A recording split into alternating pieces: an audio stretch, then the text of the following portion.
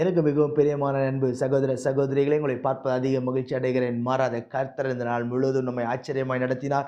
இதுவரை நடத்தினவர் இனிமேலும் நம்மை நடத்த அவர் போதுமானவராய் இருக்கிறார். கர்த்தர் இந்த நாளை ஆசீர்வதிக்கும்படி நமக்கு கொடுத்திருக்கிற உன்னதமான வாக்குத்தத்தம் என்ன என்று பார்ப்போம். அது சகரியா 10வது அதிகாரம் 12வது வசனம். நான் அவர்களை கர்த்தருக்குள் பலப்படுத்துவேன். நான் அவர்களை கர்த்தருக்குள் பலப்படுத்துவேன். கர்த்தருக்குள் பலப்படுகிற ஒரு அனுபவம், கர்த்தருக்குள் பலப்படுகிற ஒரு கிருபையை கர்த்தர் நாளில் கொடுப்பார். பிரியமானவர்களே, ஒருவேளை சூழ்நிலைகள், நடக்கிற காரியங்கள், சம்பவிக்கிற காரியங்கள், மாற்றங்கள் எல்லாவற்றையும் பார்த்து ஒருவேளை நீங்கள் யோசித்து கலங்கி உட்கார்ந்து கொண்டிருக்கலாம்.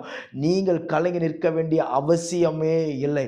இன்றைக்கு கர்த்தர் உங்களை மேன்மைப்படுத்த அவர் போதுமானவராயிருக்கிறார். கர்த்தருக்குள் நாம் நம்மை பலப்படுத்தி கொள்ள வேண்டும் என்று சொன்னால் நீங்களும் நானும் செய்ய வேண்டிய ஒரு காரியம் ஒன்று உண்டு. நெகேமியா 8வது அதிகாரம் 10வது வசனம் சொல்லுது, கர்த்தருக்குள் மனமகிழ்ச்சியாக இருப்பதே நம்முடைய பலன் என்று வேதம் சொல்லுகிறது. எங்கிருந்து நாம் கர்த்தருக்குள் பலப்பட வேண்டுமாம்? கர்த்தருக்குள் மனமகிழ்ச்சியாக இருப்பது நம்முடைய பலன். இன்றைக்கு சில நேரங்களில் சூழ்நிலை நிமித்தம் நீங்கள் கலங்கி போய் உட்கார்ந்து கொண்டிருக்கலாம். என்ன செய்வது என்று தெரியல, என்ன மேற்கொள்வது என்று தெரியல, எப்படி மேலே வருவது என்று தெரியவில்லை என்று சொல்லி நீங்கள் யோசித்து கலங்கி உட்கார்ந்து கொண்டிருக்கலாம்.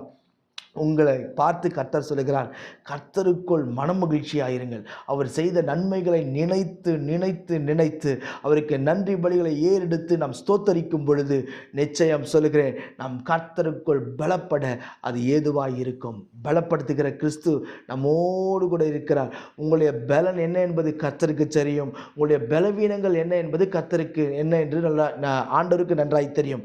அவர் தாமே சோதிக்கப்பட்டு பாடுபட்டதினாலே சோதிக்கப்படுகிற அவர் என்ன செய்கிறாராம்?